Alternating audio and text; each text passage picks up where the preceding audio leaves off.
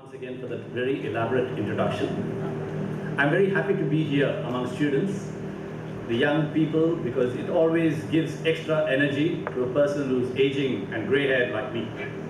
You may wonder, why did I choose a topic like integrity in medicine?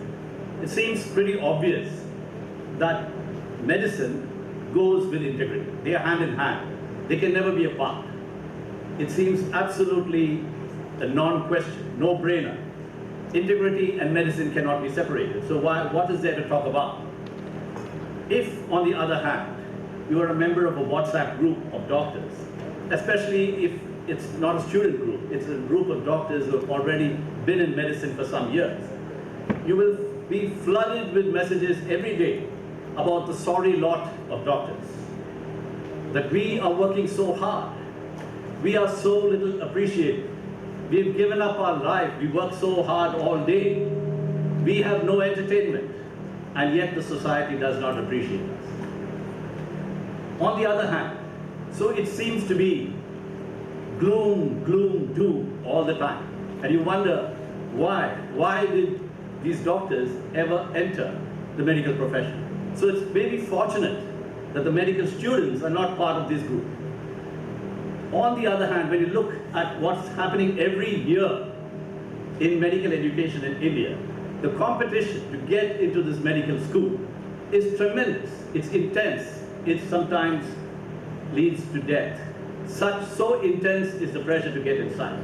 So what is the difference? Why is it that the young people are so keen to get into a profession which seems to only land in gloom and doom? Doesn't match. Why would, are all these young students not intelligent? Are they not looking into the future?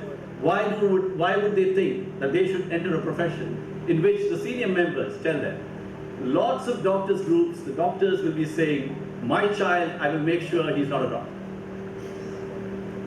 Of course, the statistics will show otherwise, because lots of doctors, lots of medical students in private colleges are the children of doctors. That's what the statistics show. So the question arises, what is it that makes medical care in India have such a diversion, separation? So this is why I chose this topic. How do you keep yourself caring for the patient, taking care of yourself, integral, integrity comes from the word integral, a part, a whole. How do you continue in a society and still deliver high quality care at the same time, maintaining at all times integrity? So what do we define? We need a definition. In medicine, we always need a definition to know what we're talking about. That's true of science. So what do we mean by integrity? In a single line, it would be keeping always the interest of the patient first, not yours. The interest of the patient must trump every other interest. The patient always comes first. This again seems no-brainer. This is what we are always told from the time you enter the medical school. But you will see, as you are going along in the medical college, and as you go further into medical practice, that there are going to be many times in which this principle is going to be tested. It includes integrity in medicine, includes ethics, but it goes beyond ethics. Part of necessity for taking care of the patient must be that you always keep yourself aware of the current best practice. This is again told in every medical school, that you should update yourself, be aware what current best practice is. You should also be aware of the social determinants of disease. And this is especially important in a country like India, where you have a wide range of patients and you do not have a structured medical system which can provide medical care to every patient who needs it. India is special in this way. Maybe there are other countries who are equally less developed than us who have this kind of situation. But in India, we always have to keep the social determinants of disease in mind. And we have to remember that long, long ago, Rudolf Virchow, a famous pathologist and also very interested in social science, he once said, do not only know the disease that the patient has, it's equally important to know the patient whom the disease has. So this is something worth thinking about. What does it mean, knowing the patient whom the disease has? In a single line, he tells you that you must know what is the social condition in which the patient is living. In India, this is very, very important because much medical care in India is very expensive. We will go into that a little later. We have to remember that all the time, how early medical ethics is being taught in the medical college, I'm not right now aware of, but there are 4 principles of medical ethics which were enunciated by Beauchamp and Childress long ago, and they are repeatedly spoken to you. And one of them is autonomy for the patient. And autonomy for the patient encompasses many things, and one of which is that you discuss the care plan with the patient. So that's what is called informed consent. And informed consent in India, we have to remember that the patient, there is always, everywhere in the world, information asymmetry. What the doctor knows, the patient can never actually know that deep. So what does informed consent mean? It means giving him enough information to make a decision that an adult, rational adult will make about their own care plan. But if the patient asks you for guidance, it does not mean stepping away from that. It means that being ready to be a guide to the patient. A guide is different from a dictator who says, I know better than you, you do exactly this. That's definitely not informed consent. On the other hand, going the other extreme and saying, I told you all about it, you make the decision, it's up to you.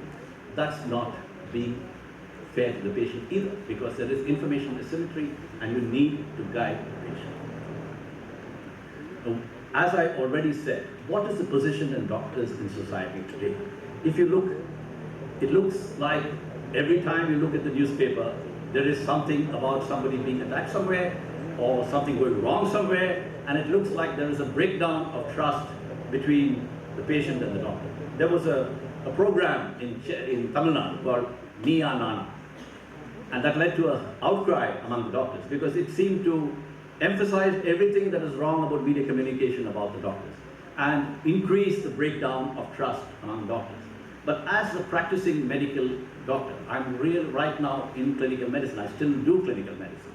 I would say that this breakdown of trust is not, so this is something that, these are things that medical students should be aware of, and it will help because being aware is the first step. Being aware is the first step.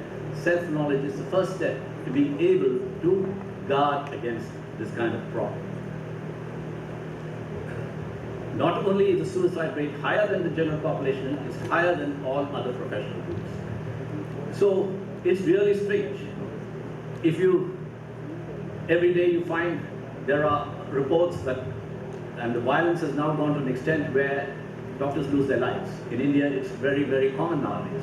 Or rather, it's much commoner than it used to be when I was a medical student. So, it's so much so that it's not only published in the mainstream journal, but it's also, mainstream articles do not appear only in the mainstream press, but also in medical journals. So then the question arises, if this condition is so bad, why are all you bright young people looking for a career in medicine? So, do we have any data as to why youngsters want to work in medical care? Why do they choose to work in medical care? Why undergo such a difficult entrance exam? Why undergo so many years when you practically have no social life? In the 10 years, 11 years, you're an adolescent, everything is exciting, and nowadays much more exciting than when I was young because you have a smartphone, you have people calling you all the time, you have WhatsApp, you have the ability to see pictures on the phone. None of these were available to us, so we had less distraction. But you keep all the distraction aside and you still want to go through this painful procedure of becoming a medical student. Now why would we want to do that? So there's some research on this too in India, and what does it show? It shows that still at least 1 in 5 doctors still medical students want to be doctors because they feel a sense of altruism, that they can provide something to the society. Now, let's not fool anybody here. We all know that being a doctor has enormous social prestige, almost definitely guaranteed a fairly good income, and all the cribbing about how the computer scientist earns far more than me is just cribbing, because you had the choice, you could have been that, you're smart enough, why did you choose this? So there are other benefits and other rewards. So but among them all, 1 in 5 medical students still choose this profession because they feel as a human being, we can contribute something to other human beings. So what happens along the way? How come a medical student who enters the portals of a medical college with this great idea, what happens along the way? What changes? You know, the motivation to study medicine, yes, as the person who introduced me said, yeah, we were in the forefront of anti-private medical college. Because we've actually not anti-private medical college so much as anti-commercial medical education, anti-selling of the medical seat. We didn't object to having a private medical college. Harvard is a private medical college. We were actually objecting to selling it for high rates. But whether a student is in a private medical college or a public medical college, the motivation to study medicine is the same, as the research in India shows.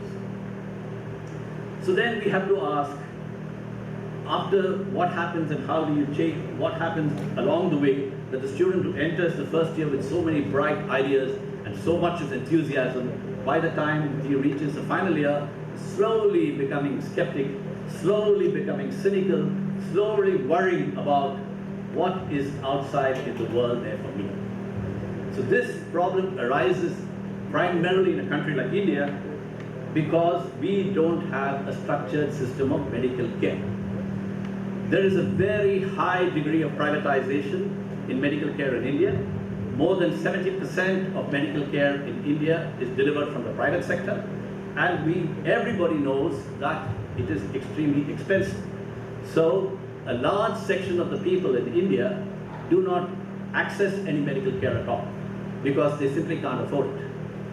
So you have many of the speakers who were debating the topic pointed out the problem that you have a lot of patients and artificial intelligence will help solve that. But you are going to see the paradox in your private practice when you enter the medical profession, that on the one side you have a lot of patients in the medical colleges or the government sector and few doctors, and you're going to find in the private practice exactly the opposite. A lot of doctors chasing too few patients.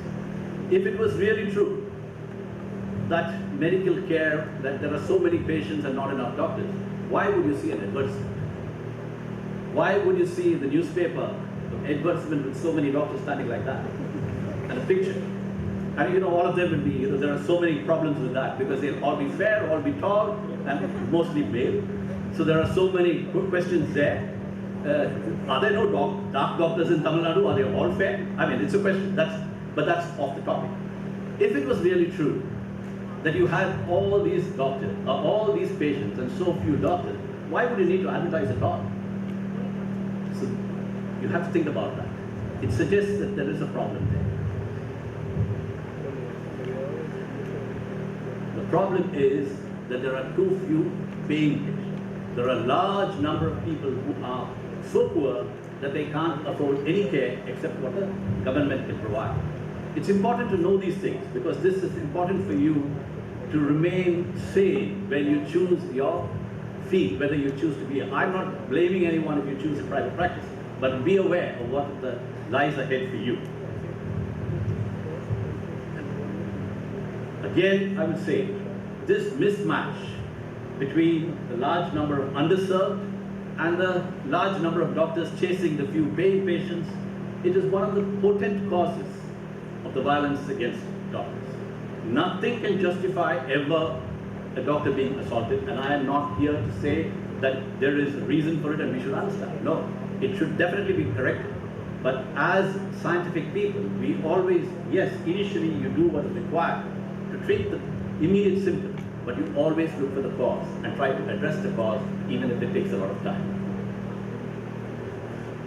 So then question arises, what are the multiple challenges to integrity? And I would suggest here that the challenges to integrity vary and they're different whether you choose to work in the public sector or whether you choose to work in the private sector.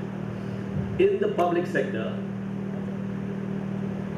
mainly the problems are those of omission. The current picture of a successful doctor is, as I said, the one in which you find a photograph. Almost every week you'll find a photograph in any mainstream paper advertising this or that hospital. Actually, it's not, it's against the code of medical ethics for doctors to appear in that, especially by name. But they still do. So the medical student is already being slowly brainwashed that if I am a successful doctor, I should look like this. And what should I be aspiring for as my career in life? I must be a high-tech doctor working in a high-tech hospital, popularly known as a 5-star hospital. So my ambition in life, if I am to be a successful doctor, is that I should actually be in a corporate hospital. I should be one of them. Otherwise, I am a failure. I am not as intelligent as the others. I have not made it. Maybe I was smart enough to get into medical college, but I'm not smart enough to be a corporate doctor, so gloom and doom and WhatsApp messages. But is that the fact? These are things you need to think about. So in the public sector, I worked in the public sector for more than 20 years. Before I joined the railway hospital, I actually worked in an ESI hospital in Kerala, which is now a medical college. It's in Asramam in Kollam. It's now a medical college. The main problems in a public sector hospital is that you have a lot of patients and you do not have enough time. So all these beautiful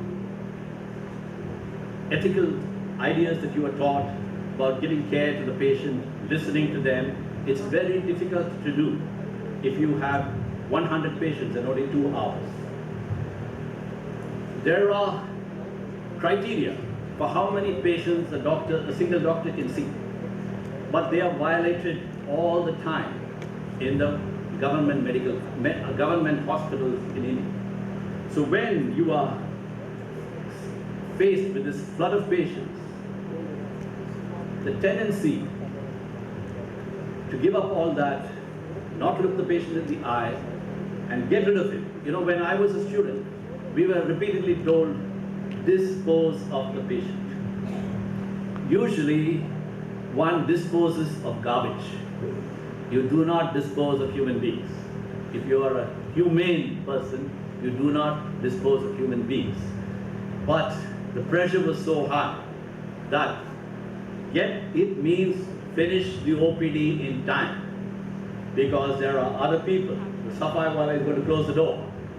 You have to leave the place. My wife who's sitting there, I had to usually physically drag her out of the OPD, telling her that they're going to lock you in. Because she was a person who was much more ethical than me and was always examining every patient with great care. So this is the situation that you are going to be in a government institution. So doctors develop coping mechanisms to handle this. And I would suggest that some of those coping mechanisms are very fair. It maintains integrity. They do triage. Unfortunately, because of the lack of a structured medical system in India, people with very simple problems, one-day fever, which is probably viral and doesn't require much care, will also land up in a tertiary teaching hospital where, really speaking, this should have been handled in a primary care. So all the time,